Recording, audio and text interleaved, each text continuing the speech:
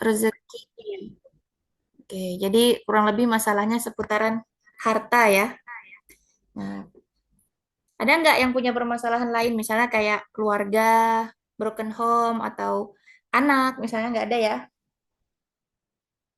Nah, oke, berarti permasalahannya rata-rata tentang uang ya, atau harta rezeki. Oke, lanjut. Nah, ayah bunda, abang kakak, sebelum kita bicara tentang masalah kita yang banyak gitu ya, mungkin di sini ada yang punya hutang atau yang bahkan besok nggak tahu nih mau makan apa gitu ya. Terus ada juga mungkin yang dikejar-kejar sama rentenir dan sebagainya, atau dikejar-kejar sama pelanggan dan sebagainya gitu ya. Ada yang kangen umroh, beda-beda ya. Oh, ada anak, ada juga ya. Oke, rumus pertamanya saya ingin ayah bunda, bang kakak, kita semua buka dulu Al-Quran di Quran Surah Ibrahim ayat 7. Nah, di sini saya sudah tuliskan artinya ya. Ini kayaknya surah yang semua orang udah tahu gitu, udah hafal. Dan ingatlah ketika Robmu berkata, sesungguhnya jika engkau bersyukur, pasti akan bertambah nikmat kepadamu. Dan jika kamu mengingkari, maka sesungguhnya azabku sangat sangat pedih.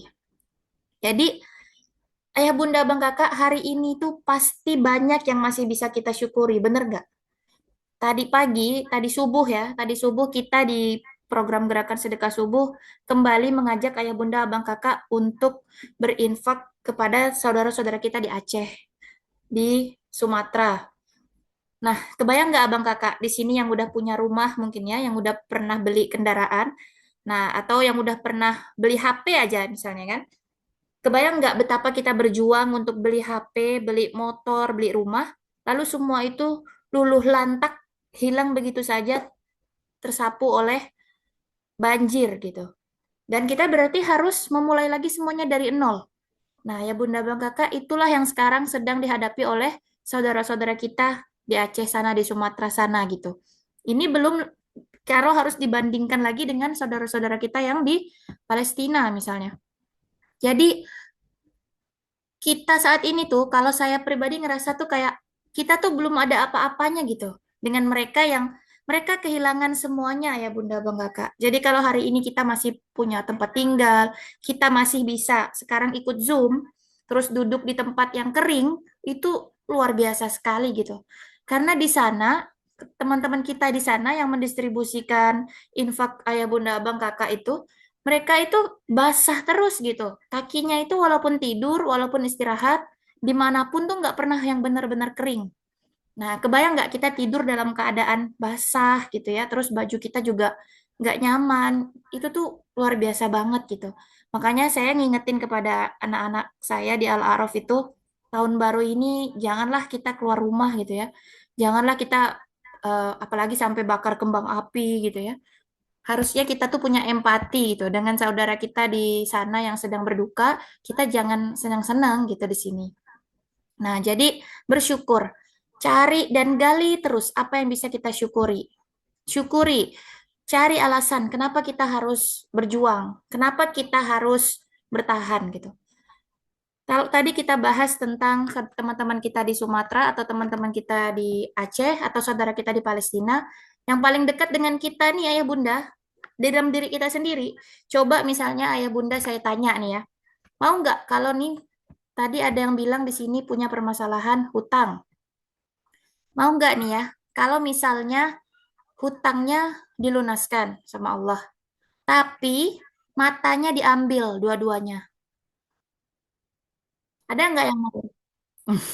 Gak mau. Atau ada nggak yang mau nih hutangnya lunas selesai gitu ya, tapi kakinya cacat, nggak punya Gak. kaki,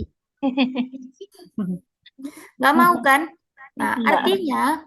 artinya apa? Masih banyak anugerah Allah yang Allah tuh udah kasih ke kita dan kita harus syukuri itu dan anugerah ini yang harusnya bikin kita bangkit kembali gitu loh. Nah, jadi bersyukurlah maka akan aku tambah nikmatmu. Dan ini sering sekali ya kalau saya ngisi kajian, ngisi materi, pasti materinya selalu bersyukur, bersyukur, bersyukur. Jadi bersyukur bisa bernafas, bersyukur punya anak, bersyukur punya tempat tinggal yang nyaman, dan seterusnya gitu. Jadi yang pertama, bersyukur dulu. bersyukur hari ini walaupun misalnya sedang punya hutang, tapi Allah tuh masih kasih mata, tangan, kaki, semuanya lengkap sehingga kita bisa berikhtiar gimana caranya untuk melunasi hutang kita tersebut. Oke. Lalu yang kedua, setelah bersyukur apa? Nah, minta ampun. Minta ampun ini adalah minta ampun ini adalah senjata utamanya ya Bunda Bang Kakak. Jadi saya tuh baru sadar ketika waktu saya berangkat umroh gitu ya. Ketika jamaah saya tuh nanya gini, Kak, kita kan udah berdoa di tempat yang mustajab gitu ya. Dia doanya tuh minta jodoh gitu. Tapi kok saya nggak terkabul-kabul ya doanya. Padahal saya tuh udah nyentuh loh Kak dindingnya Ka'bah itu yang multazam itu. Nah, Ayah Bunda Abang Kakak tahu kan dalam Quran surah Ghafir ayat 60 itu Allah bilang gini, berdoalah kepadaku niscaya akan aku kabulkan. Artinya ayah bunda abang kakak, Allah ini kata Allah loh. Allah bilang berdoalah kepadaku, niscaya akan aku kabulkan. Berarti tuh doa kita nggak di multazam pun, doa kita di rumah pun, sebenarnya tuh Allah bisa kabulkan secepat kilat gitu. Nah pertanyaannya, kenapa ya kita udah berdoa, tapi kok doa kita nggak dikabulkan gitu? Ada aja doa-doa yang masih belum tercapai atau terkabul gitu. Nah ternyata penyebabnya itu adalah ada payung. Kalau saya seringnya bilang ada payung di atas kepala kita yang bikin doa kita tuh nggak nyampe gitu. Dia tuh kepental. Apa itu payung itu? Payung itu adalah payung-payung dosa. Jadi setiap kita buat dosa, dosa-dosa inilah yang menghalangi doa-doa kita terkabul. Ayah bunda, bang kakak bayangin kalau kita lagi mau ngomong sama orang, tapi kehalang gitu. Nggak sampai kan jadinya doa kita, omongan kita itu. Nah, dan siapa yang bikin doa kita ini nggak sampai ke Allah? Ya kita sendiri, karena kita sendiri yang berbuat dosa gitu ya. Jadi kalau di Baitullah itu sebenarnya atau dimanapun lah, kita itu sebenarnya doanya itu minta ampun dulu.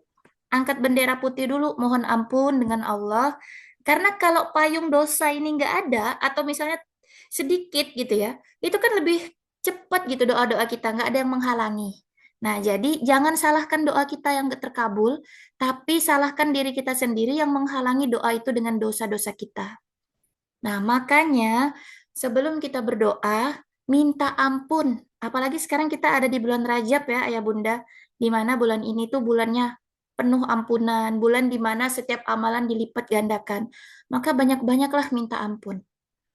Kalau kita diampuni, kalau kita maaf kita itu diterima oleh Allah, maka payung tadi itu terkikis, doa kita itu gampang banget terkabulnya. Apalagi kalau di sini ada yang pejuang dakwah, ada yang guru-guru ngaji, ada yang ustadz gitu ya.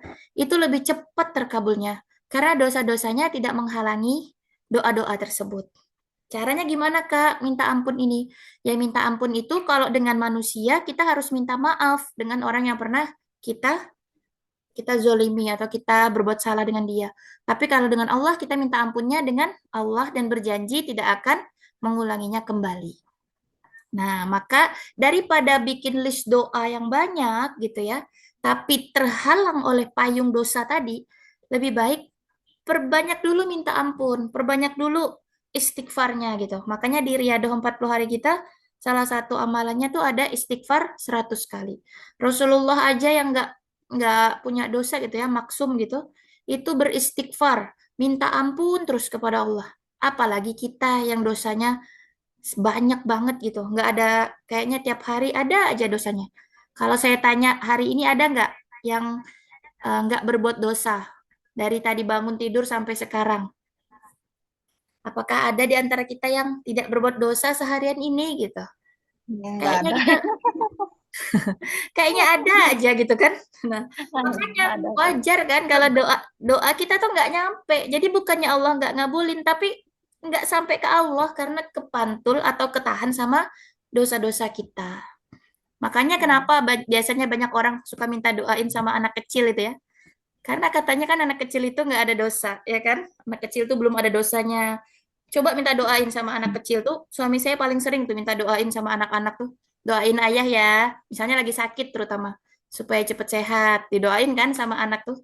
Alhamdulillah cepet sehat ya gitu. Ya mungkin tadi karena anak-anak itu nggak banyak gitu ya, nggak ada dosa bahkan kan. Nah, jadi itulah yang menjadi perisai kita ketika berdoa. Jadi jangan salahkan doanya.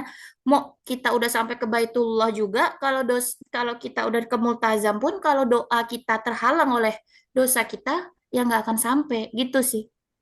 Jadi minta ampun dulu, bersihkan dulu penghalang itu, baru kita bisa berdoa banyak-banyak gitu. Nah, lanjut setelah minta ampun, datang di sepertiga malam. Jadi apapun ayah bunda saat ini masalahnya, konfliknya, atau saat ini yang jadi sumber kesedihannya, maka datanglah di sepertiga malam. Saya tuh pernah bilang gini ke adik-adik saya di Al-Araf itu ya, kalau masalah yang ada itu nggak bikin kita datang, lompat bahkan lari gitu ya ke Allah, berarti mau sebesar apa lagi sih masalahnya gitu. Nauzubillahi min zalik ya, ya Bunda Bang Kakak ya. Kalau sekarang tuh kita ngerasanya udah capek banget gitu ya, udah ini tuh udah berat banget, tapi nggak bikin kita bisa bangun di sepertiga malam, berarti sebenarnya masalah kita tuh belum berat kok. Orang kita masih bisa santai gitu kan, nggak bangun di sepertiga malam, berarti masalah kita itu sebenarnya bagi kita belum ada apa-apanya. Nah, dan Allah itu pengen kita datang gitu kan. Jadi ayah bunda abang kakak, kalau misalnya pengen dibantu sama Allah, datanglah di jam kerjanya Allah. Saya sering bilang gitu tuh. Jam kerjanya Allah itu kapan? Di sepertiga malam saat Allah turun ke bumi.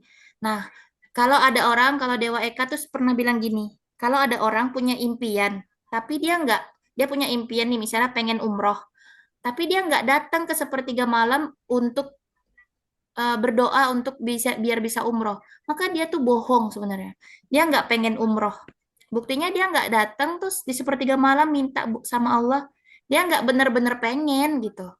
Jadi kalau ayah bunda abang kakak termasuk diri saya pribadi ya, kalau setiap malam tuh masih susah gitu buat datang di sepertiga malam, berarti kita tuh belum belum apa ya, belum bener-bener pengen gitu loh, belum bener-bener pengen dibantu, masih kayak bisa kok kita nyelesain sendiri gitu, masih masih merasa sombong seperti itu. Buktinya kita nggak datang kan. Nah, tapi coba lihat kalau orang yang bener-bener butuh gitu ya, dia pasti akan bangun gitu, pasti siapin alarm dan sebagainya lah supaya bisa datang. Kan nggak harus tidur juga, misalnya ada teman saya yang kerjanya tuh shift malam gitu ya, nggak tidur boleh nggak ya saya tahajud, ya nggak masalah sholat malam gitu.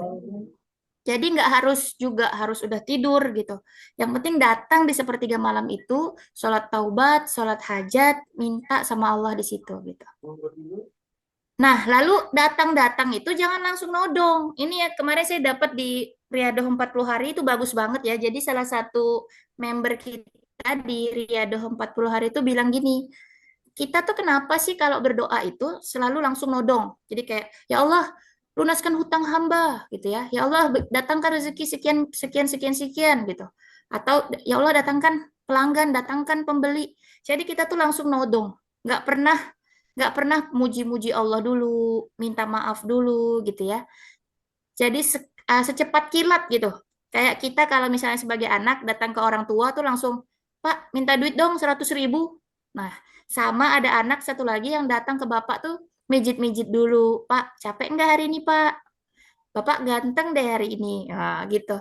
Kita tuh harusnya belajar gitu dari diri kita sendiri. Kita aja kadang kalau misalnya anak kita pengen minta uang ke kita lebih senang sama anak yang caper dulu kan. Ngasih perhatian dulu, bukan caper deh, ngaper. Ngasih perhatian itu. Jadi muji-muji dulu, nanya kabar dulu. Jadi nggak langsung tiba-tiba datang minta duit gitu. Tiba-tiba datang minta ini, minta itu gitu. Tapi bersih-bersih rumah dulu, bersih-bersih kamar, bikinin kita kopi atau teh misalnya, baru setelah itu menyampaikan hajatnya dengan baik-baik. Jadi Pak, sebenarnya saya tuh bentar lagi mau wisuda dan butuh uang sekian sekian sekian, nah kayak gitu. Kita harusnya belajar seperti itu gitu. Kalau manusia aja harus harus dibaik-baikin kayak gitu, apalagi Allah yang maha mulia gitu kan. Masa kita langsung todong gitu. Ya Allah, datangkan rezeki 1 miliar ya Allah, hutang hutang saya 1 miliar gitu misalnya. Jangan seperti itu. Jadi harus dengan Asmaul Husna, ya Allah ya Rahman, yang maha pengasih, yang maha penyayang. yang tidak ada yang kasih sayangnya lebih besar dari Engkau ya Allah. Duhai Allah, hamba saat ini sedang benar-benar membutuhkan pertolongan Engkau ya Allah. Nah, kayak gitu. Jadi bercengkrama gitu dengan Allah tuh mesra gitu. Nggak langsung, nggak langsung nodong. Oke. Lanjutnya di Quran Surah Al-Insyirah. Nah, ini semuanya udah hafal ya. Quran Surah Al-Insyirah ada 8 ayat. Bukankah kami telah melapangkan dadamu, Muhammad, dan kami pun telah menurunkan beban darimu yang memberatkan punggungmu. Nah, artinya ya Bunda Bang Kakak, bukan cuman kita kok yang punya masalah, bukan cuman kita kok yang punya konflik atau punya permasalahan lah hari ini, punya hutang dan sebagainya. Rasulullah, nabi-nabi zaman dahulu juga semuanya punya masalah. Makanya di sini bukankah kami telah melapangkan dadamu? Artinya ya memang ketika manusia hidup itu ada ujiannya untuk menentukan siapa yang beriman dan siapa yang tidak beriman. Siapa yang berimannya murni, siapa yang berimannya munafik. Itu kan tujuannya ada ujian. Nah, terus lanjut dan kami tinggikan sebutan namamu bagimu. Nah, ini ayah bunda bang kakak yang hari ini masih punya nama baik, syukurilah, bersyukur. Karena kalau kita punya nama baik, berarti kita masih bisa berikhtiar untuk yang tadi punya hutang, untuk bisa melunaskan hutangnya, yang tadi punya masalah ekonomi. Selama kita masih punya nama baik, selama kita itu masih dipercaya orang, kita tuh masih bisa melakukan ikhtiar apapun sebenarnya. Maka sesungguhnya beserta kesulitan ada kemudahan. Sesungguhnya beserta kesulitan itu ada kemudahan. Jadi setiap ada kesulitan pasti ada kemudahan. Ini yang harus kita benar-benar imani bahwa setiap ada kesulitan selalu ada kemudahan. Setiap ada kesulitan pasti ada jalan keluarnya seperti itu. Nah, yang terakhir, yang selanjutnya, maka apabila engkau telah selesai dari suatu urusan, tetaplah bekerja keras untuk urusan yang lain, dan hanya kepada Tuhanmu lah engkau berharap. Artinya apa? Artinya, kalau kita mau cepat selesai dari kesulitan yang saat ini kita hadapi, kita itu harus jadi orang yang kalau udah selesai satu urusan, lanjut lagi ke urusan yang lain. Artinya jangan berleha-leha. Kalau kita misalnya udah selesai kerja A, kerjain kerjaan A, lanjut lagi kerjaan B, lanjut lagi kerjaan C, dan seterusnya. Quran Surah Al-Insyirah ini sebenarnya memberi solusi atau jadi jawaban ya Bunda Bang Kakak untuk setiap apapun permasalahan kita. Permasalahan kita itu uang, permasalahan kita itu anak, atau tadi keluarga dan sebagainya. Itu sebenarnya ada di ayat ketujuh itu. Kalau kita udah selesai satu urusan, kerjakan lagi urusan yang lain. Jangan berleha-leha atau bersegeralah menyelesaikan pekerjaan-pekerjaan kita.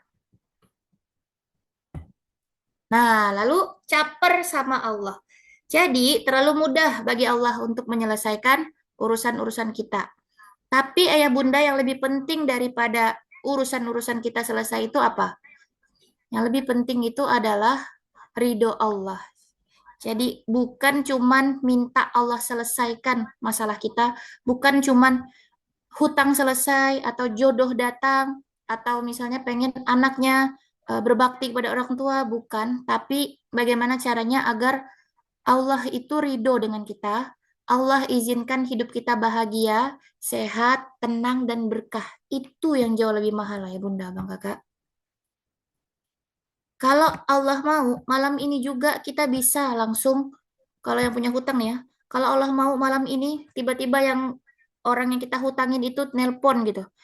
Ya udahlah, saya anggap lunas saja hutang kamu semuanya. Bisa nggak tiba-tiba Allah bikin begitu? Bisa, terlalu mudah bagi Allah. Tapi kalau misalnya nih kita dapat apa namanya dapat tadi yang Allah yang kita pengenkan tuh dikabulkan, tapi Allah nggak ridho. Misalnya hutang kita lunas, tapi kita jadi sakit-sakitan. Nauzubillah ya. Mau nggak kayak gitu? Atau hutang kita lunas, tapi keluarga kita berantakan, anak kita pada ngelawan. Nah, nggak mau kan? Jadi inilah kenapa ridho Allah itu penting. La haula wala quwata illa billah. Cari perhatian Allah itu gimana sih Kak caranya? Banyak yang sering nanya ke saya, caper sama Allah itu gimana gitu. Caranya biar Allah itu ngasih perhatian ke kita itu gimana? Cari perhatian Allah itu dengan apapun. Misal, kita ada uang, sedekahkan. Kita ada barang, wakafkan. Jadi kalau misalnya kita ada uang, kita sedekah. Berapapun sedekah kita. Misalnya kita nggak ada uang nih, adanya barang. Misalnya kita punya motor, punya sepeda, punya buku. Nah itu kita wakafkan. Kita kasih misalnya ke guru ngaji, kita kasih ke TPA misalnya. Atau kita punya sajadah, kita wakafkan. Nah itu barang. Kalau kita nggak punya barang, kita nggak punya uang, kita bisa kasih tenaga kita. Misalnya kita bisa ambil mukena-mukena yang ada di masjid, kita cuci, terus kita balikin lagi ya. Jadi pas ngambil juga izin ya, jangan sampai nanti dikira maling mukena pula kan. Itu Kak Gelis yang ngajarin gitu ya. Jangan ya, jadi izin saya mau ambil mukenanya mau saya cuci, tapi besok udah dibalikin lagi gitu. Atau misalnya kita nggak bisa ngasih uang, kita nggak bisa ngasih barang, tapi kita bisa masak. Ya udah kita masak masakan yang enak untuk santri-santri yang sedang berpuasa misalnya. Jadi ini adalah cara-cara kita mencari perhatian Allah. Ambil apapun peluang amal soleh untuk dapetin ridhonya Allah. Nah, saya punya satu cerita yang semoga ini menginspirasi ayah bunda bang kakak semua ya. Cerita ini sering banget saya ceritain, jadi kalau yang udah dengar, semoga nggak bosan ya. Ceritanya saya dapatkan dari Ustadz Lukmanul Hakim Ashabul Yamin, pimpinan Munzalan Mubarakan yang punya program gerakan infak beras yang sudah tersebar di hampir seluruh Indonesia, bahkan juga luar negeri gitu ya. Kenapa sih Ustadz Lukman itu bisa jadi seorang ustadz, seorang dai yang kondang, yang dai besar lah ya, diundang ke berbagai macam tempat untuk mengisi kajian, seminar dan sebagainya. Ternyata beliau ada cerita satu cerita yang ini jarang juga beliau ceritakan gitu. Jadi dulu waktu Ustadz Lukman itu masih di Gontor, waktu dijenguk oleh ibunya atau yang biasanya kami panggil Wawa. Nah, Wawa ini setiap menjenguk Ustadz Lukman di Gontor, beliau itu selalu datang ke WC-WC yang ada di Gontor dengan membawa satu botol Fixal dan satu sikat. Dan beliau melakukan suatu amal soleh menyikat lantai WC. Ya Bunda, Bang Kakak bayangin, jadi seorang ibu datang menjenguk anaknya di pondok, masuk ke WC santri yang di situ, terus menyikat WC tersebut. Nah, setelah beliau melakukan amalan tersebut, beliau berdoa, Rabbana taqabbal minna innaka antas samiul alim, berdoa biasa meminta agar amal soleh ini diterima gitu ya. Dan jadi wasilah agar anaknya jadi anak yang berhasil, anak yang sukses, jadi ulama besar. Kayak gitu. Ini adalah salah satu contoh saja kalau ayah bunda abang kakak pengen caper sama Allah. Jadi apapun itu bisa kok, nggak harus uang, nggak harus barang, bisa juga dengan tenaga-tenaga yang kita punya. Kalau yang jago masak bisa masak, kalau yang suka bersih-bersih bisa bersih-bersih gitu ya. Kayak yang di Instagram kan yang viral itu, yang masjid cleaner namanya, kerjaannya bersih-bersih masjid gitu ya. Jadi bikin Allah ridho. Apalagi bersihinnya masjid, rumahnya Allah gitu ya. Akhirnya kan beliau dapat hadiah umroh kan. Nah, ayah bunda abang kakak itulah cara-cara kita untuk bisa dapat perhatian Allah. Kita lakukan apapun yang kita bisa. Sehingga nanti apapun masalah kita, apapun yang saat ini sedang kita alami, datang solusi, datang jawaban-jawaban dari Allah setelah kita melakukan yang tadi sudah saya sebutkan ini ya. Yang pertama tadi apa? Yang pertama kita bersyukur dulu. Nah, bersyukur. Jadi mulailah hari dengan syukur. Bersyukur hari ini punya tangan, punya kaki, punya otak yang masih berfungsi normal semuanya. Karena dengan bersyukur nikmatnya pasti ditambah. Bersyukur bisa sedekah subuh 1.000 rupiah walaupun masih 1.000 tapi bisa istiqomah gitu ya. Nah, bersyukur. Yang kedua, minta ampun. Hancurkan dulu penghalang doa kita. Dosa-dosa kita itu kita kikis dulu, kita hapus dulu. Itu dulu yang kita bersihkan. Maka banyak-banyak istighfar, minta ampun, angkat bendera putih, mohon ampun dengan Allah gitu ya. Lalu datang di sepertiga malam. Nah, kenapa sepertiga malam ini yang paling berat ya Bunda Bang Kakak? Nggak banyak orang yang bisa datang di sepertiga malam ini. Dan Allah turun langsung di sini. Jadi datanglah ke sini kalau memang kita memang benar-benar butuh pertolongan, datanglah di sepertiga malam. Kalau nggak butuh-butuh banget, ya wajar kalau nggak datang gitu. Nah, ada satu lagi terakhir. Nah, terakhir ya. Jadi sepertiga malam itu ada yang nanya gini ke saya.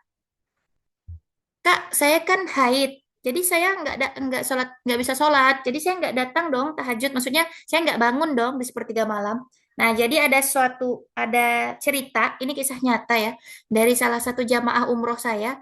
Beliau itu anaknya itu, masya Allah, sukses semua.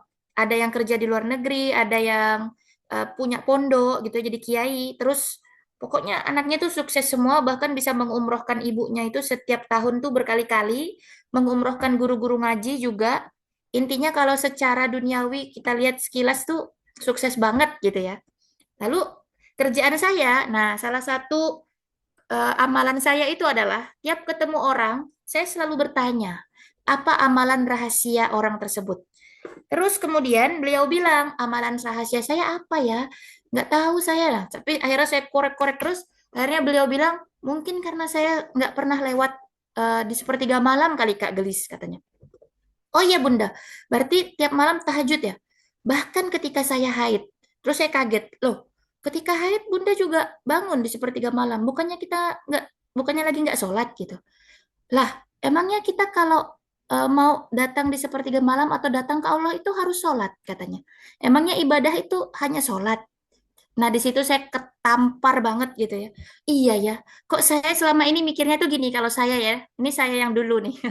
Jadi kalau lagi haid, Allah lagi pengen saya istirahat nih gitu kan. Jadi saya tidur aja gitu bablas itu. Bahkan sampai lewat-lewat subuh juga masih tidur kadang-kadang kan lagi haid. Bahkan kalau suami saya bangun gitu ya, terus ngajak bangun, saya bilang, saya lagi haid, jangan dibangunin ya, besok-besok misalnya gitu ya. Nah, saya ketampar banget dengan cerita dari Bunda yang jamaah umroh tadi itu namanya Ummu Musa gitu ya. Saya itu selalu datang di sepertiga malam, bahkan ketika saya haid. Terus ngapain kalau misalnya lagi haid, datang di sepertiga malam? Berdoa, berzikir, minta ampun, amalan-amalan yang mungkin kalau saya lagi haid tuh nggak terkerjakan karena waktunya. Karena kan kalau perempuan terutama ya, belum ngurus anak, ngurus suami, yang tadinya pengen sholawat 1000 kali gitu ya, nggak bisa kekejar, justru ketika haid inilah dikejar karena nggak sholat kan. Nah, di situ saya baru dapat, Masya Allah, tabarakallah. Ternyata buat perempuan ya, walaupun haid, tetaplah datang di sepertiga malam. Tetaplah datang di sepertiga malam. Pertama, ini jadi habit, kebiasaan. Kedua, kan kita punya anak nih kalau ibu-ibu. Itu saya kerasa banget gitu. Ketika saya bangun, anak-anak saya ngeliat, mereka juga semangat. Tapi kalau mereka bangun, saya enggak, dengan alasan tadi lagi haid, mereka juga jadinya enggak semangat gitu ya. Oh, ibu itu kan adalah kunci di rumah. Jadi kalau ibunya bangun semangat, berapi-api, serumah itu ikutan semangat. Nah, ternyata Ummu Musa itu mengajarkan saya sepertiga malam tetap datang. Makanya di sini saya judulnya datang di sepertiga malam. Karena datangnya itu nggak harus kita sholat, nggak harus kita beribadah sholat tahajud atau sholat taubat gitu ya. Kalau kita lagi nggak bisa ibadah, belum bisa dalam keadaan bersih, kita bisa banyak zikir, banyak berdoa. Yang penting di sepertiga malam itu kita datang, kita tunjukkan ke Allah kalau kita ini memang benar-benar butuh sama Allah gitu. Dan kalau kita nggak butuh lagi, misalnya nih, nanti kan nggak mungkin ya sebenarnya kita nggak butuh Allah, tapi ada kalanya kita itu kadang lagi nggak ada masalah nih gitu ya, lagi hidup anteng-anteng aja, maka tetaplah datang untuk bersyukur atas semua yang saat ini sedang kita nikmati. Nah, itu dia. Ya Bunda Abang Kakak, kenapa sih ada masalah? Ada yang di sini tadi bilangnya ada hutang, terus ada yang punya masalah dengan anak, keluarga, dan sebagainya. Tadi saya barusan aja gitu ya, tadi sore ngobrol sama salah satu CS saya, kenapa ya kita tuh hidupnya ada aja gitu ya masalah gitu. Saya tuh Bunda, sebenarnya saya nggak punya kalau misalnya hutang gitu ya, nggak ada lah masalah yang berat-berat banget itu tuh nggak ada. Cuman saya pernah waktu saya jadi tour leader, terus waktu itu kami transit di Singapura. Lalu jamaah-jamaah saya itu waktu transit di Singapura itu mereka pada duduk di lantai. Waktu saya suruh duduk di atas kursi, kan kursinya kan terbatas. Jadi kalau mau duduk di kursi semua berarti kan nanti jadinya jauh gitu ya, sampai ke ujung sana gitu. Mereka tuh nggak mau, terutama yang sepuh-sepuh. Pengennya kan deket-deketan semua gitu. Akhirnya duduklah di lantai. Nah, ayah bunda abang kakak tahu nggak? Ternyata ada orang yang memfoto jamaah itu. Dan jamaah itu kan kalau kita lagi di bandara kan selalu pakai apa sih namanya baju atau seragam yang menunjukkan identitas kita ya, travel lah gitu. Nah, difoto terus diposting di Instagram. Lalu uh, tulisannya tuh kayak gini. Inilah kenapa saya nggak suka dengan orang Indonesia. Mereka itu selalu membuat segala sesuatu yang rapi dan disiplin tuh jadi berantakan. Nah, jadi yang bikin postingan ini adalah orang Indonesia yang sekarang dia itu udah tinggalnya di Singapura, kerjanya di Singapura. Jadi dia tuh bikin postingan gitu maksudnya kayak orang Indonesia tuh kayak apa sih segala sesuatu yang udah rapi itu dibuat jadi berantakan, kumuh, kucel lah bahasanya kayak gitu. Jadi bikinlah postingan. Wah, itu rame banget yang komen. Terus setelah rame, viral gitu ya, diposting lah di grupnya tour leader itu. Kak Gelis, ini jamaahnya Kak Gelis ya, kata bos saya kan. Di travel kan kita punya bos yang punya travel itu. Wah, di situ saya langsung apa kayak kesambar petir ya. Jadi saya itu adalah tour leader yang reviewnya itu bagus, nggak pernah lah dapat komplain yang macam-macam. Tiba-tiba dapat kasus saya membawa jamaah dan jamaah saya itu diviralkan di Instagram. Dan itu udah ketahuan banget nama travel kita dan sebagainya kan. Masya Allah. Terus saya dapat nasihat atau dapat chat dari teman saya, beliau bilang gini, kadang masalah itu ada dalam hidup kita, itu supaya kita selalu merasa butuh sama Allah. Di situ saya langsung nangis, saya Bunda Bang Kakak, saya langsung taubat, saya langsung kayak, ya Allah, karena saya tuh ngerasa saya tuh mungkin nggak butuh Allah gitu ya. Jadi saya tuh ibadah tuh ya seadanya gitu. Terus mungkin saya juga masih sempet, misalnya sempet nonton drakor atau nonton nonton film gitu ya. Padahal saya belum selesai nih solawatnya atau padahal saya belum selesai nih one day one juice-nya. Tapi saya masih sempet tuh nonton scrolling. Nah di situ saya akhirnya ngerasa kayak, oh ternyata ketika Allah datangkan masalah dalam hidup kita, itu tuh sengaja supaya kita itu merasa butuh sama Allah. Jadi kalau ayah bunda abang kakak yang hari ini lagi ada masalah, lagi ada kesedihan, itu tuh cara agar Allah tuh pengen kita tuh deket terus sama Allah. Allah tuh pengen kita tuh ngadu terus, datang terus, nangis terus ke Allah gitu, manja-manja terus sama Allah. Kalau kita nggak ada masalah, bisa jadi kita nih akhirnya jadi orang yang jauh, yang bahkan nggak sholat gitu ya, karena merasa kayak nggak ada masalah gitu. Mungkin di dunia kita happy-happy, tapi nanti di akhirat gimana gitu kan. Jadi kalau ayah bunda bang kakak yang saat ini punya masalah, apapun itu masalahnya, ingat bahwa masalah itu Allah ciptakan atau ada karena Allah pengen kita deket terus sama Allah. Pengen kita butuh sama Allah. Dan pengen kita kembali lagi dengan apa sih hakikat kita diciptakan gitu. Hakikat kita diciptakan itu kan beribadah dan menjadi khalifah. Nah, kita beribadah kepada Allah dan kita bermanfaat bagi banyak orang di sekitar kita. Itu mungkin ya Bunda Bang Kakak. Semoga apa yang saya share malam hari ini bermanfaat untuk diri saya pribadi dan juga untuk ayah Bunda Bang Kakak semuanya. Nah, sebelum saya tutup, saya mau kasih satu kunci lagi untuk ayah bunda bang kakak semuanya. Ini jam berapa ya? Oh, belum jam 9 ya.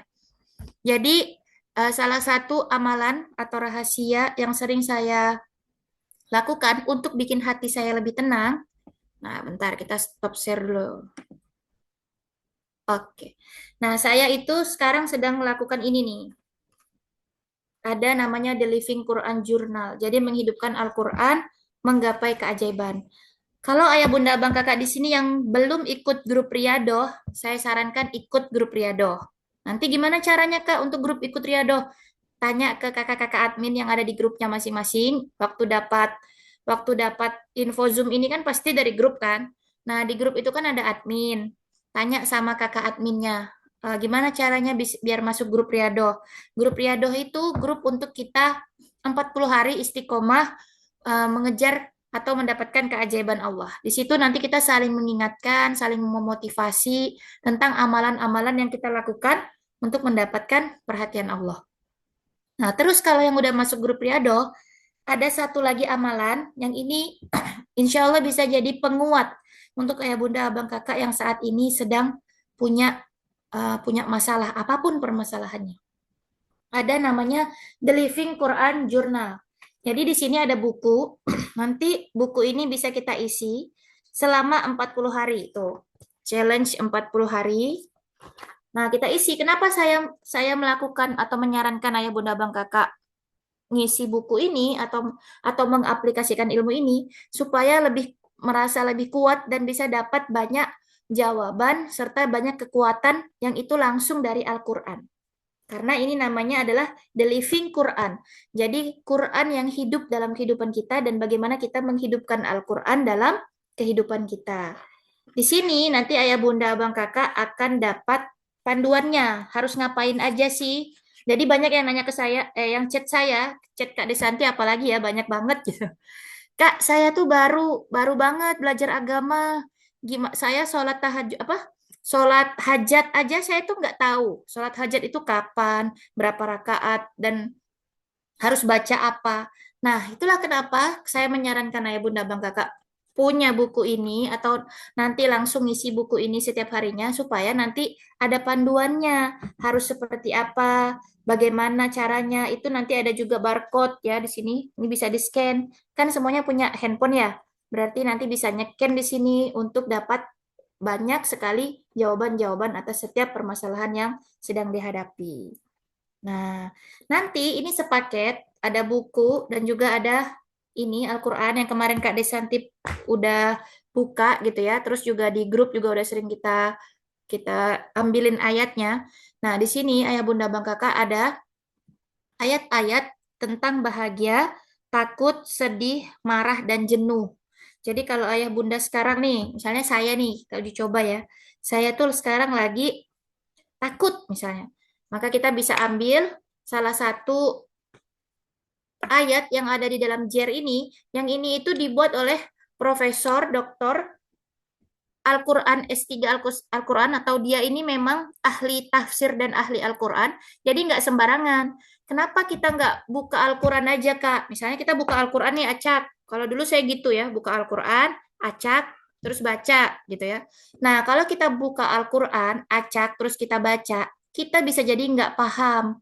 Tapi kalau misalnya ini, itu tuh ayatnya udah langsung dijelaskan. Ya, contohnya saya ambil satu nih. Di sini saya dapatnya Quran Surah Al-Fat ayat 4. Dialah yang menurunkan ketenangan ke dalam hati orang-orang yang beriman. Nah, ini ayat yang saya dapatkan malam hari ini. Nah, di belakangnya nanti ada insight. Insight-nya itu ketenangan bukan dari hasil kontrol, tapi dari iman yang pasrah. Lalu ada what to do-nya, apa yang harus kita lakukan? Yang harus kita lakukan, setel murotal Al-Quran, pejamkan mata, dan biarkan hatimu dilembutkan olehnya. Nah, ini adalah insight dan what to do-nya. Jadi, misalnya kita lagi takut, lagi ngerasa was-was banget ya. Ambil satu ayat dari dalam JER ini, terus kita baca, nanti dijelaskan di situ maksudnya apa, dan dikasih tahu what to do-nya apa. Nah, ayah bunda kakak bisa miliki ini juga dan aplikasikan dalam kehidupannya sehari-hari selain dari riadoh itu. Sehingga nanti ada tuntunan atau ada jawaban dari setiap perasaan atau kondisi apapun yang sedang dihadapi. Gimana cara dapatin Quran Living Jar ini? Sama, bisa tanya ke admin-admin yang ada di grup juga gitu ya. Insya Allah itu saja materi saya malam hari ini. Ada tiga atau ada empat tadi ya tipsnya atau apa yang harus kita lakukan.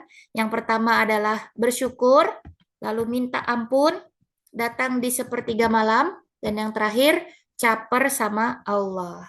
Silahkan sama-sama kita praktekkan, sama-sama kita aplikasikan dalam kehidupan kita, ditambah lagi dengan bergabung di grup Riadoh, karena kita nggak bisa sendirian, kita butuh teman untuk saling menguatkan, dan ditambah lagi dengan Quran Living Jar ini untuk menguatkan kita dan untuk menjadi tuntunan dan pembimbing kita dalam setiap hari, dalam setiap langkah-langkah kita.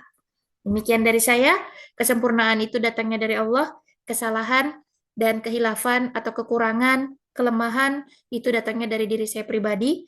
Terima kasih kepada ya Bunda Bang Kakak yang sudah mendengarkan sampai sejauh ini, masih mau menyimak. Ada 62 ya, dikurangi saya dan Kak Desanti berarti ada 60 orang. Selanjutnya saya kembalikan lagi kepada MC kita, kepada Kak Desanti, saya persilahkan. Masya Allah, tabarakallah. Terima kasih kepada Ustazah Gelis yang telah menyampaikan ilmunya, sharing transfer juga ruhnya ya, Masya Allah, tabarakallah. Luar biasa sekali yang tadi dia sampaikan. Kira-kira ayah bunda dapat sesuatu nggak malam hari ini? Banyak. Dapat banyak. Alhamdulillah. Oke, nah sekarang saya pengen buka sesi tanya jawab dulu nih, ya.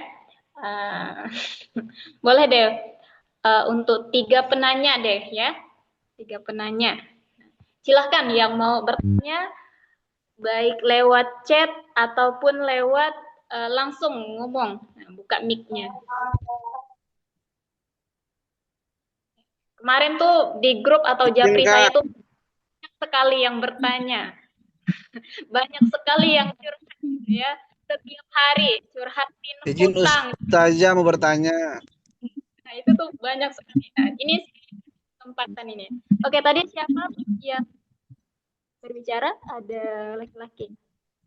Silakan sebutkan nama,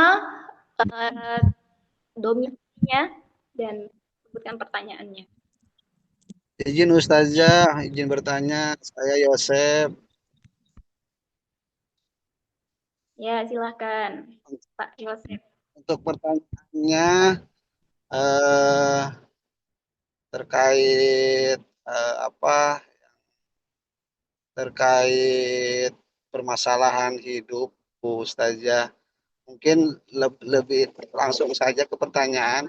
Bagaimana caranya kita mengatasi permasalahan riba ya, yang mungkin sudah kita, mohon maaf ya agak sedikit keluar ya barangkali ya, tapi ada kaitannya barangkali dengan masalah hidup juga Ustadz, dengan masalah rezeki ya.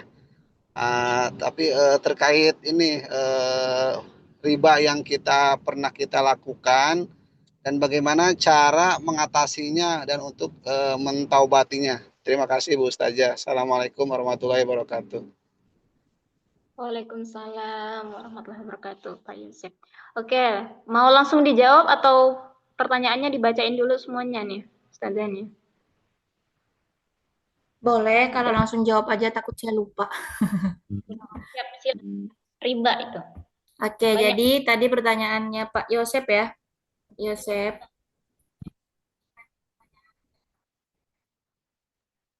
Ya, suara saya kedengaran kan, Kak Disanti? Izin kedengaran Bu Ustaz. Oke, jadi Pak Yosef tadi utang ada dosa riba gitu ya. Mungkin ini juga mewakili pertanyaan dari banyak sekali orang yang ada di grup atau juga ada di Zoom malam hari ini.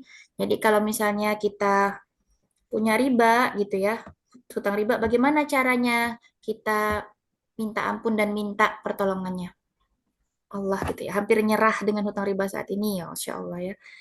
Jadi pertama, karena ini sudah terlanjur kita lakukan gitu ya, jadi ya sudahlah gitu. Maka kalau sudah tahu, segera bertaubat. Bertaubat dan bersungguh-sungguh tidak akan mengulanginya lagi. Jadi benar-benar janji ke Allah bahwa tidak akan mengulanginya lagi. Nah, kalau bisa dilunaskan, langsung diselesaikan, maka langsung selesaikan. Misalnya ada aset nih yang bisa kita jual.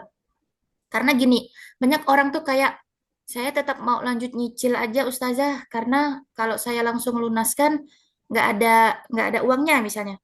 Padahal kita misalnya nih, misalnya kita punya aset yang bisa kita jual, anggaplah misalnya ada motor atau kendaraan, lebih baik jual itu, atau apapun yang bisa kita jual lah ya, itu untuk melunasi. Karena kalau hutang ribanya ini masih 10 tahun atau 15 tahun bahkan, bayangkan ayah bunda bang kakak selama tahun-tahun itu berarti kita masih terkena dampak dari riba itu gitu.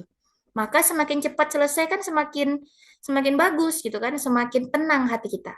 Tapi misalnya kalau misalnya kita nggak punya gitu ya, benar-benar aset pun tak ada, benar-benar cuman hidup untuk sehari-hari aja adanya, ya sudahlah gitu. Yang penting kita berikhtiar sebaik mungkin untuk bisa dilunaskan dengan cara-cara Allah gitu. Jadi berikhtiar maksimal ya, bukan berikhtiar seadanya aja gitu. Benar-benar mengeluarkan ikhtiar terbaik kita, minta tolong ke Allah supaya dikasih ilmu. Nah, ini saya dapat dapat doanya itu dari teman saya gitu ya, di Pondok Digital atau di Masjid Ismu Yahya. Kalau ayah bunda bang kakak tahu, namanya Bang Ican. Beliau itu mengajarkan doa yang bagus. Doanya itu gini, ya Allah, ini pasti ada caranya. Misalnya pengen apa? Lunas hutang 1 miliar misalnya, itu pasti ada caranya. Maka berikan aku ilmu, ajari aku caranya ya Allah. Jadi minta ilmu, minta diajarin gitu sama Allah. Minta dikasih ilham, insight, itu yang kita minta ke Allah. Supaya nanti kita tuh dapat solusi, dapat jawaban. Nah, jadi minta minta kecerdasan, minta ilmu, minta petunjuk agar masalah-masalah kita itu bisa diselesaikan. So, siapapun yang malam hari ini ya punya hutang riba gitu ya, selama kita sudah tahu itu salah dan kita sudah bertaubat, insya Allah itu sudah satu langkah yang baik. Jadi jangan terlalu dibawa apa ya, dibawa stres gitu ya, kita harus go on gitu ya, show must go on, life must go on. Jadi sekarang ayo kita fokus gimana caranya hutang ini bisa lunas. Nah, kita sudah minta maaf, kita sudah minta ampun. Sekarang kita berpikir ke depannya, oke, apa yang harus aku lakukan sekarang biar ini cepat lunas. Dan ingat bahwa tadi yang saya bilang, seberat dan sebanyak apapun hutang ayah bunda abang kakak saat ini, saya lihat semuanya terutama yang open video ya, semuanya masih dalam keadaan yang rumahnya tenang, kering gitu ya, masih dalam keadaan yang baik-baik saja lah ya. Nah, artinya masih ada kok yang bisa kita syukuri dan masih banyak anugerah yang kita punya untuk kita melangkah ke depan gitu. Kita belum dalam kondisi yang saat ini kita tuh nggak punya rumah, kita nggak tahu habis ini mau kemana gitu ya. Maka ini adalah salah satu bekal yang udah Allah titipkan, Allah kasih ke kita untuk kita bisa kok gitu. Dan ayah bunda abang kakak, yakinlah kalau kita sudah punya niat, Allah pasti akan mudahkan. Dan kalau kita benar-benar butuh untuk ditolong, maka tadi yang udah saya share, balik lagi ke amalan-amalan tersebut ya. Semoga menjawab Terima dan kasih semoga Ustaz. menguatkan ayah bunda abang kakak yang saat ini adalah sama-sama. Mohon Amin. Riajo saja, barangkali Riajo yang barangkali bisa dipraktekkan. Kalau untuk hutang ya, kalau untuk hutang yang lebih utamanya untuk hutang tuh coba Bapak hafalkan doa yang ada di Al-Maksurat. Al-Maksurat coba Kak Desanti dituliskan di kolom chat. Itu adalah doa untuk kita bisa bebas hutang. Jadi doa saya itu gini. Salah satu doa saya itu adalah saya pengen kalau misalnya kapanpun saya meninggal, pokoknya sebelum saya meninggal itu saya udah nggak punya hutang aja gitu, bebas hutang. Nah ini salah satu doa yang bisa diamalkan dan dibaca di waktu-waktu mustajab. Jadi waktu-waktu mustajab itu adalah saat iktidal, kalau pas kita sholat itu ya saat iktidal, lalu saat sujud terakhir dan di tahiyat akhir. Nah, Pak Yosep dan Bapak Ibu yang lainnya bisa coba praktekkan baca di sujud terakhir. Apalagi ini kan doanya bahasa Arab ya, jadi boleh kita baca di waktu sholat, karena kan doanya bahasa Arab dan ini doa yang diajarkan oleh Rasulullah. Nih nanti Kak Desanti share, hafalkan. Jadi kalau kita punya doa, kita harus hafalkan doanya dan kita bawa di waktu sholat. Jadi pas sujud terakhir itu kita agak lama sujudnya, kita baca doanya di sujud terakhir. Nah doanya ada di Al-Maksurat sebenarnya. Nih doanya nih, udah di-share nih sama Kak Desanti nih. Allahumma inni a'udzubika minal hammi wal hazan wa a'udzubika minal ajzi wal kasal wa a'udzubika minal jubni wal bukhli wa a'udzubika min khalabatid daini wa qahrir rijal. Jadi ya Allah, aku berlindung kepadamu dari kesedihan dan kegundahan. Nah, jadi dari sedih, jadi nggak mungkin sedih kalau baca doa ini nih, insya Allah. Nggak mungkin gundah. Jadi walaupun punya hutang, tetap happy. Nah, coba aja kalau nggak percaya. Terus dari kelemahan dan kemalasan. Kenapa doanya dari kelemahan dan kemalasan? Karena apa? Kalau kita punya hutang, sebenarnya kalau kita tuh kuat dan kalau kita nggak malas, kita tuh pasti bisa kok berikhtiar dan bisa dapat solusi. Makanya doanya dihindarkan dari kelemahan dan kemalasan. Kelemahan ini kan berarti kita minta kuat, berarti sehat. Kalau sehat bisa cari rezeki, bisa cari nafkah gitu. Dan dari sifat pengecut dan kikir. Nah, ini biar kita tuh nggak takut-takut nih kalau misalnya kita mau sedekah. Banyak orang kalau punya hutang terus mikirnya gini, saya aja punya hutang, masa suruh sedekah gitu ya. Bilal aja, Bilal sahabat Rasulullah yang miskin gitu ya, salah satu sahabat Rasulullah yang miskin, itu disuruh Rasulullah sedekah. Budak aja disuruh sedekah sama Rasulullah, budak ya, belum merdeka gitu. Apalagi kita. Nah, tadi kan saya udah bilang, sedekah nggak harus harta. Bisa barang, bisa sedekah. Misalnya nih, Pak Yosep, oh, sedekah tapi rekeningnya kosong. Bisa sedekah share, ngajak orang sedekah gitu. Jadi di-share lagi ajakan sedekahnya ke orang, nanti ada orang yang sedekah dari situ. Nah, itulah sedekahnya Pak Yosep. Nah, terus dari lilitan hutang dan penindasan manusia. Masya Allah, dahsyat ya doanya. Ini doa yang diajarkan Rasulullah, ini doanya dahsyat banget. Artinya kalau ayah, bunda, abang, kakak hafal, baca, dan dawamkan dalam hatinya benar-benar, insya Allah hidupnya tuh luar biasa. Pertama, tidak mungkin sedih, tidak mungkin gundah. Artinya dalam hatinya, walaupun ada hutang, walaupun ada masalah, Allah datangkan ketenangan terus dalam hati kita gitu. Nggak selalu kok orang yang tenang itu nggak punya masalah. Banyak loh orang yang sebenarnya masalahnya lebih berat dari kita, tapi dia fine-fine aja, tenang-tenang aja. Karena apa? Karena doa ini, karena ada Allah di hatinya. Nah ini ya, hafalkan ya semuanya nih, bukan cuma Pak Yosep nih. Kalau saya insya Allah udah hafal. Kak Desanti juga insya Allah udah hafal ya. Ini dibaca tiap pagi dan sore. Jadi kalau misalnya mau lebih dahsyat lagi, tadi baca setiap sujud. Kalau kita sujud pas sholat terakhir itu kita baca. Nah, Terima kasih Ustazah. sama-sama. Semoga bermanfaat. Bapak lagi di jalan ya kayaknya ya. Izin ya Ustazah. Insya Allah ya, lagi di jalan pun tetap ikut kajian. The best. Semoga jadi salah satu wasilah Allah mudahkan segala urusannya ya Pak. Amin. Ya Rabbal Alamin. Terima kasih. Kita lanjut ya, pertanyaan selanjutnya dari siapa nih? AF Saipudin di kolom komentar. Saya mau tanya, gimana agar bisa ngajak suami bareng-bareng ibadah bangun malam biar bisa ngasih contoh kepada anak-anak? Terus satu lagi nih Bunda, ini enggak sama pertanyaannya nih ya. Gimana cara merayu Allah agar membantu kita agar anak-anak dan suami mau menjalani ibadah tanpa harus disuruh, sementara anak-anak sudah jauh, sudah jauh tidak tinggal serumah. Nah, ini paket pertanyaan. Silahkan Bunda Gelis dijawab. Oke. Baik, ini pertanyaannya Masya Allah ya. Jadi cara ngajak suami atau cara ngajak anak-anak untuk beribadah kepada Allah. Ini kalau saya kasih jawabannya kayak gini, ini jawaban standar. Contohkan dulu, itu kan jawaban standar. Udah Ustazah, saya udah mencontohkan. Ajak suaminya atau ajak anak-anaknya ikut kajian. Udah juga Ustazah, udah saya ajak, tapi nggak mau ikut. Jangankan kajian. Sholat tahajud aja atau sholat jamaah aja nggak mau, apalagi kajian Ustazah, bisa gitu ya. Jawaban-jawaban standar ini semuanya udah pernah saya coba dan 100% gagal atau dibantah oleh semua yang bertanya. Maka saya akhirnya bertanya sama ahlinya gitu ya. Siapa ahlinya itu? Nah, saya pernah datang ke salah satu keturunan Rasulullah yang saat ini saya bersyukur sekali karena beliau itu ada di Pontianak. Siapa yang tahu? Siapakah orangnya?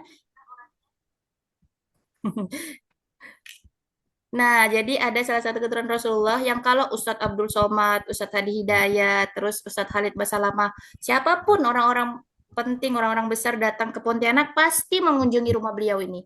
Yaitu beliau adalah Syarifah Hubabah Anisa. Nah, nanti boleh searching di Google nih kalau yang belum kenal. Jadi beliau itu adalah seorang jiddah, kalau kita sebut ya nenek. Beliau itu setiap hari menghatamkan Al-Quran. Nah, saya nanya waktu itu ke beliau, salah satu pertanyaannya, bagaimana sih caranya, misalnya kita pengen ngajak suami kita atau anak kita itu ikut melakukan amal soleh yang kita lakukan, agar keluarga itu satu ritme gitu ya, satu frekuensi, semuanya sama-sama semangat beramal soleh.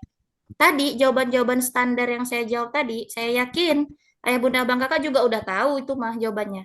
Nah, tapi jawaban dari beliau ini, Masya Allah. Jadi, kata beliau, coba lakukan tirakat untuk suami atau untuk anak. Terus saya bingung, tirakat tuh maksudnya gimana? Tirakat itu kita melakukan amalan untuk yang diniatkan untuk suami atau anak kita. Nah, yang dilakukan untuk suami misalnya, kita eh, kita gabung dalam program orang tua asuh. Kita mengasuh santri penghafal Al-Qur'an, tapi kita niatkan itu atas nama suami kita. Lalu kita niatkan juga dari tirakat kita itu, dari setiap sedekah kita itu, agar suami kita itu dibukakan pintu hatinya untuk beliau mau belajar Islam, mau bangun tahajud, mau beribadah kayak gitu. Jadi itu namanya tirakat. Nah, untuk anak juga sama. Jadi kalau anak kita udah jauh, kita lakukan amalan atau kita lakukan ibadah yang itu kita niatkan untuk anak kita. Nah, jadi beliau itu selalu satu anaknya itu dibacakan misalnya Quran surah Yasin. Satu kali baca diniatkan khusus anak yang pertama. Nanti baca lagi, diniatkan khusus untuk anak yang kedua. Baca lagi diniatkan untuk anak yang ketiga, supaya anaknya dilindungi dari bahaya, selalu menjaga sholat, selalu dekat dengan Al-Quran. Nah, kayak gitu. Jadi tirakat. Nah, ini yang bisa ayah, bunda, abang, kakak coba lakukan. Nah, bagi yang belum ya, mungkin belum pernah mencoba, coba tirakatkan. Niatkan untuk suami kita tadi yang katanya pengen biar suaminya bangun tahajud, biar suaminya semangat ibadah, dan biar anaknya mungkin yang di pondok saat ini jauh dari kita atau yang kuliah gitu ya, kita was-was sama mereka. Nah, tirakatkan. Jadi kita kirimkan tirakat ini bebas, mau pakai kita bacakan Al-Quran atau kita misalnya sholat hajat khusus untuk mereka 2 rakaat untuk anak pertama, 2 rakaat anak anak kedua. Tapi kalau dari Hubabah kemarin bilangnya yang paling bagus tirakatnya adalah sedekah. Jadi sedekah atas nama anak kita. Jadi kalau saya tuh biasanya kalau misalnya saya ke masjid gitu ya, sedekah atas nama Fatih, anak saya yang pertama. Nanti sedekah atas nama anak saya yang kedua 2.000 lagi. Misalnya 2.000 nih. 2.000 untuk anak saya yang pertama, 2.000 anak saya yang kedua, 2.000 lagi anak saya yang ketiga. Nah, itu contohnya seperti itu katanya. Dan apa yang sudah saya lakukan ini, alhamdulillah ya, sudah terlihatlah sedikit perubahan setelah kita melakukan tirakat. Nah, ya Bunda Bang Kakak boleh nanti kalau mau uji coba juga tirakat untuk adiknya juga boleh, kakaknya juga boleh, misalnya dia mau ditirakatkan khusus dengan cara amalan-amalan yang diniatkan untuk orang-orang yang kita sayangi atau kita cintai. Jadi amalan itu nggak hanya untuk yang sudah meninggal ya, misalnya yang sudah meninggal apalagi wajib ya kita kirimkan mereka pahala, tapi yang masih hidup pun itu bisa kita kirimkan atau kita tirakatkan yang mana kita punya hajat khusus untuk beliau. Begitu mungkin Kak Desanti. Baik, terima kasih Bunda Gelis atas jawabannya. Lanjut satu pertanyaan lagi. Oh, sebenarnya masih banyak nih.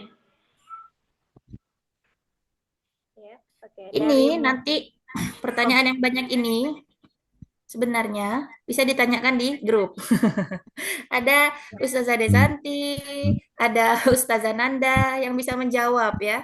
Pilih aja Kak Desanti yang kira-kira kayaknya dijawab sama kakak-kakak di grup tuh agak susah gitu. Nah, kalau yang bisa ini ya contoh kayak amalan saat haid, ini mah Ustazah Desanti udah hatam dia. Yang agak susah aja, sisanya biar dijawab di grup. Kalau saya juga nggak bisa jawab, terlalu susah misalnya, nanti biar Ustadz Ihsan yang jawab. Gitu ya. Ini amalan hati nih dari Muhammad Zikri Fauzan. Bagaimana seharusnya sikap seorang muslim ketika mendapatkan nikmat besar agar tidak jatuh pada kesombongan, dan bagaimana membedakan antara rasa bangga dan yang wajar dengan sikap kufur nikmat. Nah, itu pertanyaannya.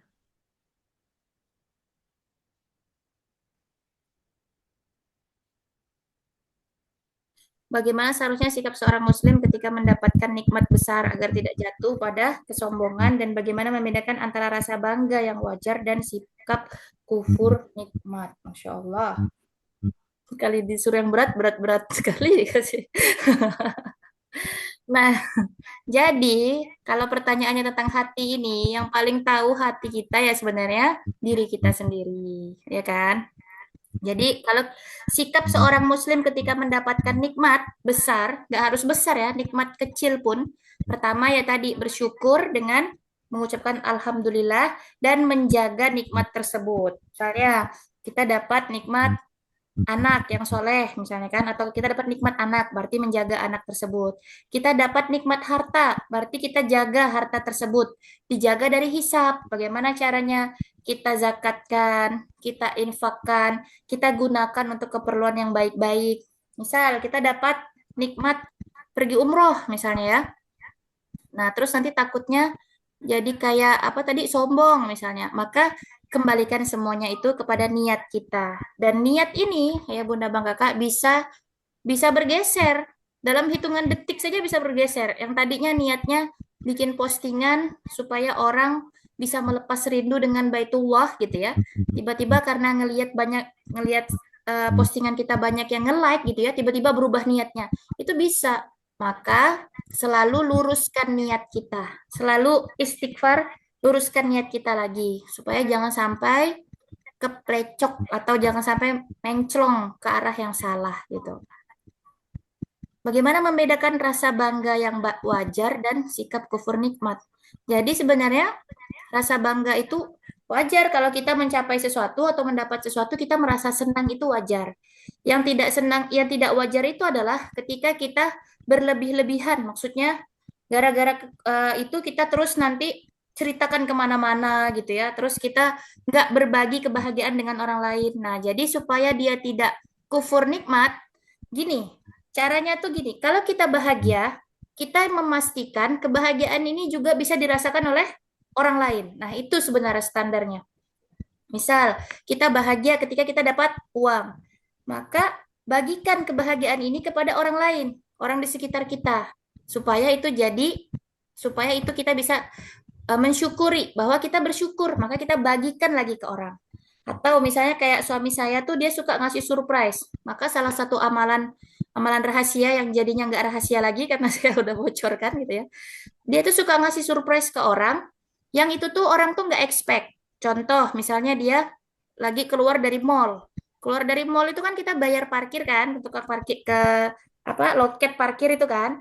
Nah, beliau itu bilang nanti ke tukang parkirnya itu atau ke loket parkirnya itu, ini saya lebihkan ya Kak untuk Pak mobil-mobil atau motor-motor yang di belakang. Jadi nanti kalau mereka mau bayar nggak usah bayar lagi.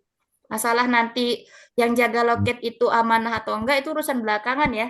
Yang penting kita udah melakukan amal kebaikan. Nah, itu contohnya. Jadi, kita bagikan lagi kebaikan sekecil apapun. Misalnya kita tadi dapat uang, kita bagikan lagi. Hilangkan rasa melekat dalam diri kita. Jadi, kalau gini, kalau ayah bunda mau sedekah, terus masih ada rasa kemelekatan, melekat tuh gini. Kita tuh nggak mau gitu, nggak mau berbagi sebanyak itu. Nah, berbagilah sebanyak itu. Itulah caranya menghilangkan sikap sombong yang jatuhnya nanti ke kufur. Misalnya kita kalau dapat rezeki 10 juta, terus kita sedekah 100 ribu, itu rasanya biasa nggak? Biasa kan? Kalau saya sih kalau 100 ribu biasa, contoh aja ya. Berarti masih masih belum itu, masih melekat itu. Nah, tapi kalau 10 juta, terus saya sedekahkan 1 juta, itu saya agak gemeteran. Nah, itu saya agak kayak, duh, banyak juga ya. Nah, banyak nih, 1 juta nih gitu ya. Nah, tapi justru kalau kita merasa seperti itu, itulah yang harusnya kita lepaskan. Jadi kita menghilangkan rasa kemelekatan terhadap nikmat yang kita dapat. Jadi kita yakin bahwa ini tuh dari Allah. Kalau kita bagikan lagi ke orang, dan orang juga happy, orang juga senang, Allah juga senang. Karena Allah itu senang ketika hambanya dibahagiakan, hambanya dibikin senang oleh hambanya yang lain. Makanya sebaik-baiknya manusia adalah yang paling bermanfaat kan? Nah, jadi itulah caranya Ayah Bunda Bang Kakak. Hilangkan kemelekatan, bagikan kepada orang lain. Jadi kalau tadi misalnya kita umroh misalnya ya nikmatnya.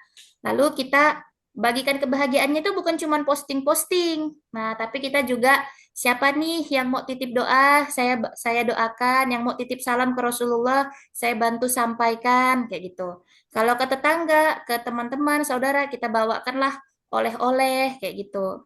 Itu caranya supaya kebahagiaan kita itu bisa menular ke orang lain.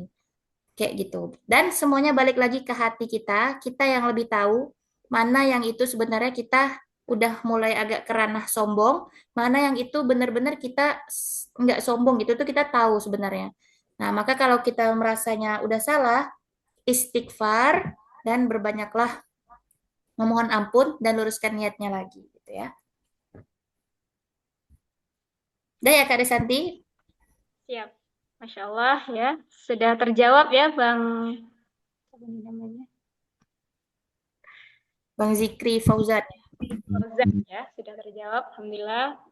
Terima kasih untuk Bunda Gelis yang telah menyampaikan ilmunya dan abang kakak, ayah bunda yang telah hadir pada malam hari ini. Ya, mohon maaf mungkin belum bisa menjawab semua pertanyaan. Silahkan nanti share aja pertanyaannya di grup. Nanti kita sharing di grup ya. Boleh. Kalau mau japri juga boleh. Silahkan. Alhamdulillah untuk sekarang kita cukupkan dulu sampai di sini, sudah 9:30. Mungkin mau siap-siap, ada yang mau sholat tobat ya, ada yang mau sholat hajat dan sebagainya, persiapan untuk sholat tahajud juga ya. Nah, sekali lagi reminder untuk yang belum masuk ke grup Riyadhah, silahkan ikut masuk ke grup Riyadhah karena di sana kita nanti akan saling mengingatkan untuk beribadah lebih banyak dari biasanya gitu ya. Oke.